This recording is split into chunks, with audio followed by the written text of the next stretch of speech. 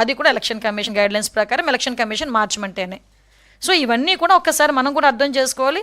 At the same time మీ అందరికీ తెలుసు, మాట్లాడితే దొంగ ఓట్లు వేయాలి అని. మీకు అబ్జర్వ్ చేయండి, నేను ఎందుకంటే ఒక్కొక్కసారి బాధ, ఒక్కొక్కసారి ఇలాంటి వాళ్ళతోనే రాజకీయాలు చేస్తున్నామన్న పరిస్థితి కూడా మమ్మల్ని ఒక్కొక్కసారి మేము డైజెస్ట్ చేసుకోలేము.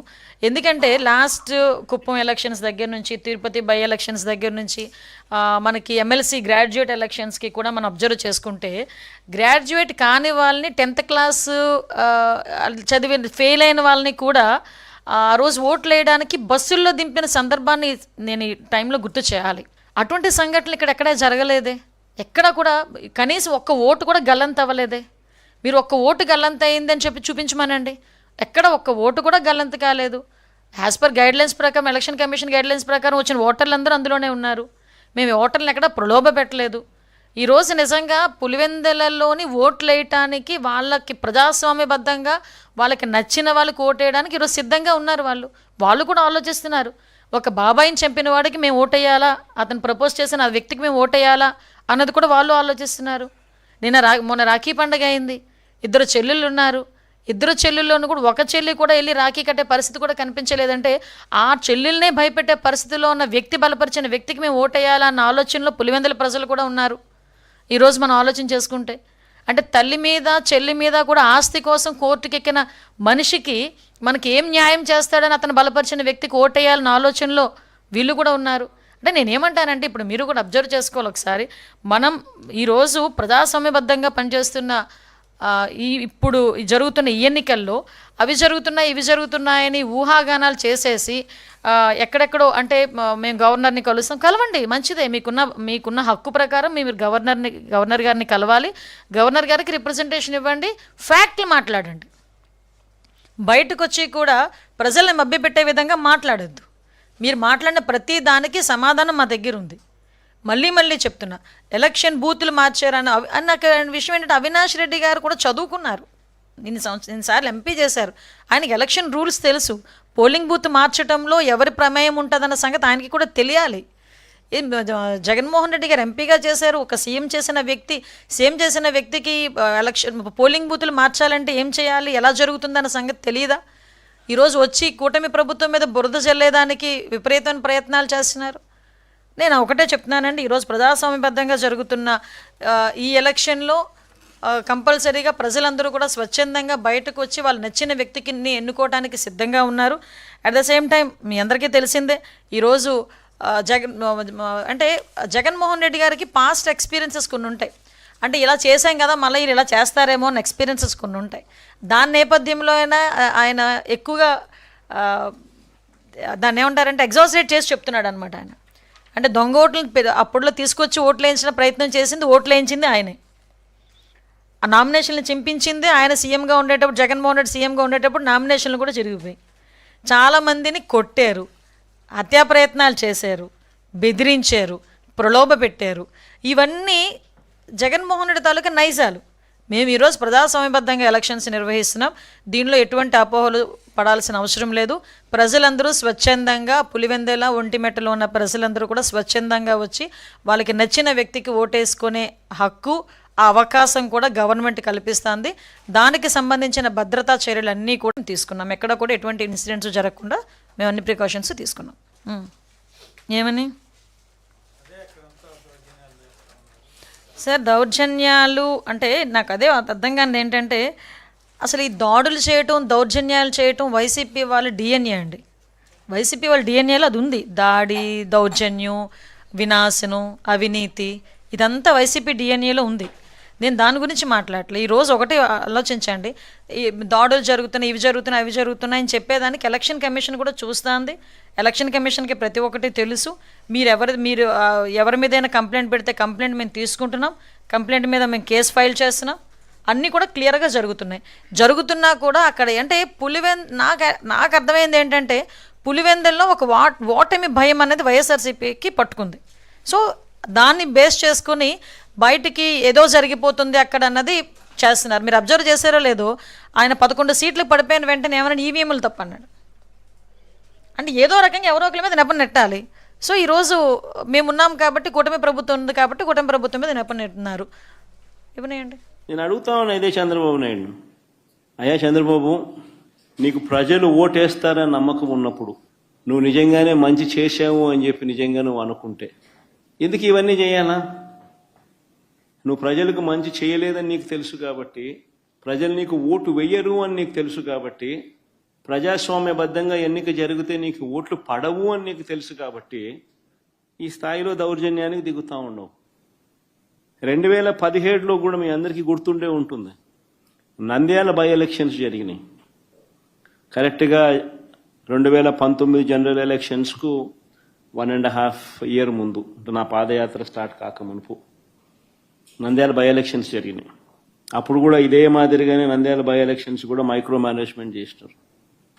చేసి 27,000తో గెలిచినారు. గెలిచి సంకలు గుద్దుకున్నారు. 27,000 గెలిచినాం, వైఎస్ఆర్సీపీ పని అయిపోయింది, తెలుగుదేశం పార్టీ బాయింట్గా ఉంది, బ్రహ్మాండంగా ఉంది అని అందరితో నన్ను తిట్టించినారు, వైఎస్ఆర్సీపీని తిట్టించినారు, తెలుగుదేశం పార్టీ బ్రహ్మాండంగా ఉందన్నారు.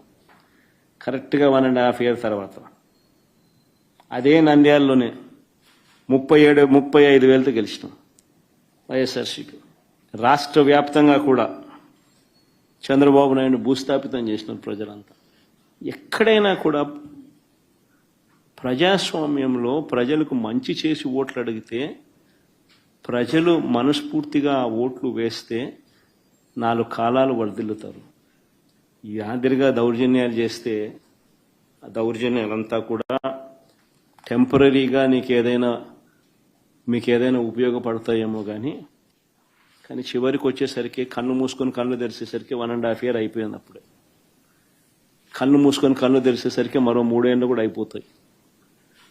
ఆ 3 ఏళ్ళు అయిపోయిన తర్వాత తెలుగుదేశం పార్టీ వీళ్ళు చేసిన అన్యాయాలకు, దౌర్జన్యాలకు, అబద్ధాలకు, మోసాలకు ప్రజలు ఏ స్థాయిలో బుద్ధి చెప్తారు అని అంటే డిపాజిట్లు కూడా రాని పరిస్థితి లేకపోతారు వీళ్ళంతా.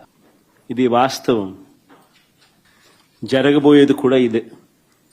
నేను గట్టిగా డిమాండ్ చేస్తా ఉన్నా, ఇదే పెద్ద మనిషి చంద్రబాబు నాయుడు గారిని డిమాండ్ చేస్తా ఉన్నా, కొద్దో గొప్ప ప్రజాస్వామ్యాన్ని ఎవరైనా కూడా గౌరవించే వాళ్ళు ఎవరైనా ఇంకా వ్యవస్థల్లో ఇంకా ఉంటే వారికి కూడా విన్నపం చేస్తా ఉన్నా.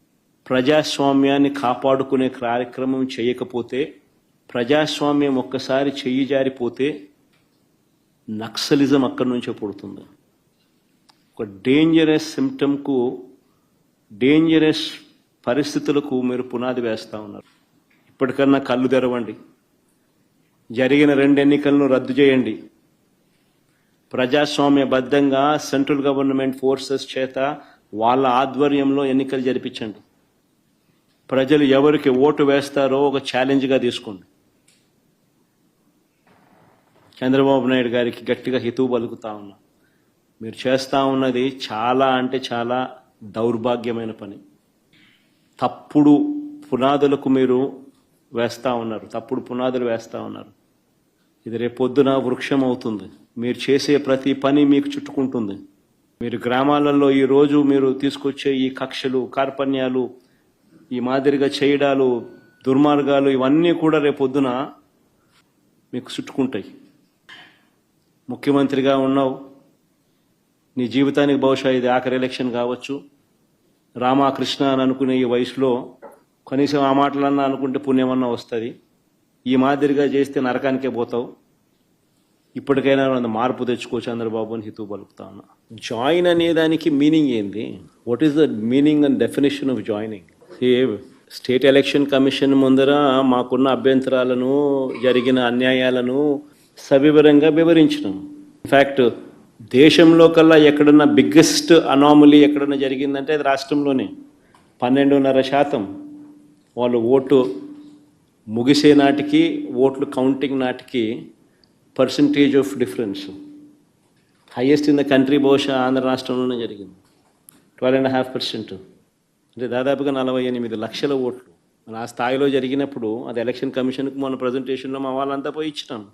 ఎలక్షన్ కమిషన్కి చెప్పినాం.